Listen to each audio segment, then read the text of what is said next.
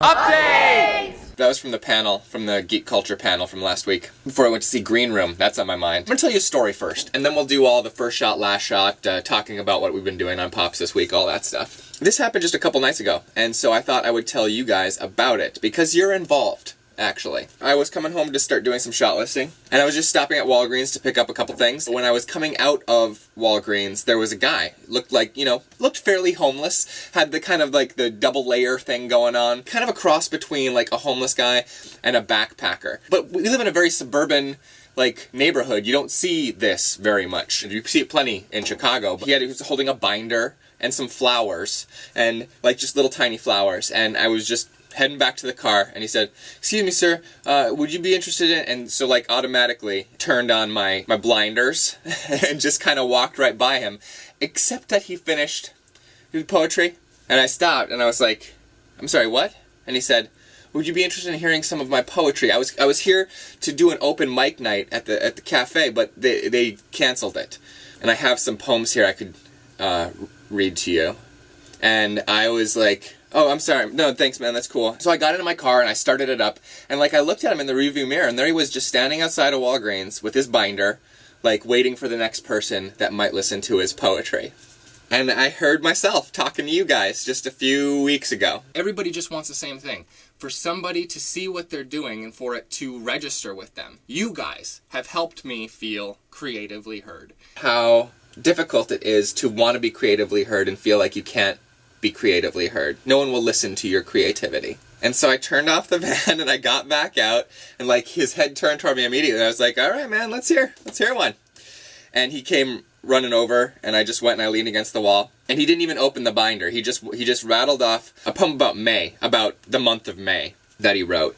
And he kind of started and stopped. He's stumbled. He was like, I always mix up the beginning. I was like, "That's fine." He wanted to read it, go from memory. He didn't want to look at his folder. And he went through the poem, and I was like, "All right, that's great, man." He's like, "And this next one," he went straight into, he was like, "This next one is called Spring is Coming, Spring is Here." And he went into Spring is Coming, Spring is Here. And then he went straight into this story about how he was hitchhiking from California down to Guatemala.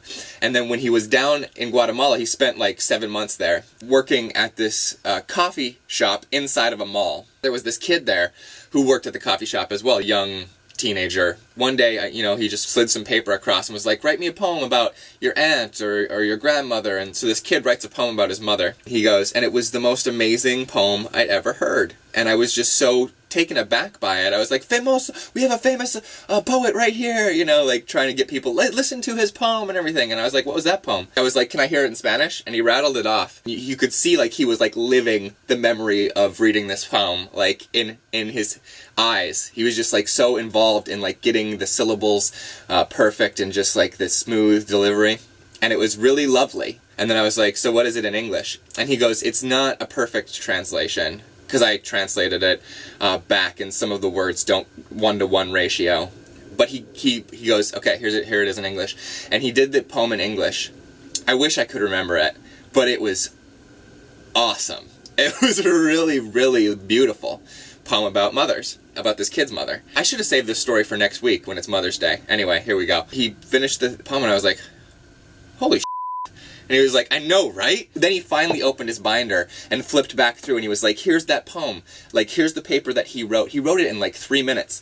And he had it cut out, what the kid wrote, taped to another sheet of paper with some of his writing along the side, kind of marking the date and everything, and then arrows pointing, and it says original copy, with ballpoint arrows pointing to the taped on poem. And then of course at the end of this interaction, the guy was like, "Hey man, can you help me out?" So I gave him $5, because of course there is a panhandle situation involved in any of this, but I'd never been a part of a dude hawking poetry. And I kind of was curious what that looked like, and that was what it looked like. He gave me this copy of a poem by Percy Shelley about love, and he was like, "Read that to your wife, and here's a flower for her." And that story happened this week because of you guys. This week on Pops, we have been doing plenty. We had one shoot night, actually. It was last Monday. First shot. Roll. And last shot. Roll it. Set. Hold on. On that Monday, it looked like rain all day. It was like, it's gonna rain, it's gonna rain, it's gonna rain. And we're shooting outside, obviously. You saw first shot, last shot. And so I was very tense about whether we were going to get rained out, and I was determined that we keep on pushing through because we need to get as much as we can, as fast as we can. I was determined that even if it did rain, in between bouts of rain, we would be out in the alley shooting. And it didn't. It rained right when we got there, like big fat drops, stopped, and didn't rain the rest of the night. And it was actually in the 60s most of the night. It was so wonderful to shoot in the warm weather, you guys. And then right at the end of the night, we had like 2 shots left. It dropped 20 degrees in like a minute. The clouds around looked like storm could happen at any minute. Check it. There is a backup day, right? I had it originally. There's 2 backup days. There are, okay. Uh-huh. If you wanted to play lightning in the whole time. Like all night, which makes it look pretty cinematic, but it actually, we couldn't utilize it for the scene because of what we were doing. In getting ready for doing a lot of different pop shoots, Eliza and I had to assemble a few things this week. Back in episode 8, Eliza built this Donald dummy. I showed you a bunch of footage of that. The headless dummy. And so we needed to put that back together. He's just been sitting in our crawl space in parts. So we needed to put that together. We put him back together last weekend.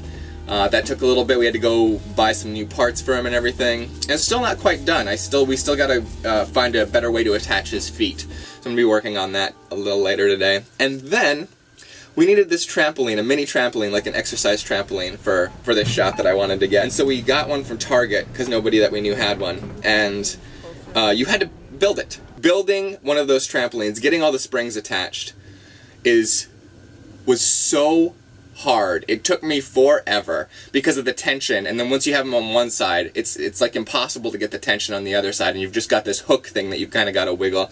Like, I injured myself a couple times doing it, like cutting my hand, but I finally got it done, and like I almost was more proud of that than most of the things we've been shooting. Like, getting that trampoline assembled was so hard. Unbelievable. So thank you for stopping by. I have to get back to trying to put that dummy together, and I hope you guys have a good weekend. I don't know if that story was interesting to you or not, but it's something that happened, made me think of you. I thought I would mention it. That's the Pops logo. You guys are fantastic, and I will see you in a week.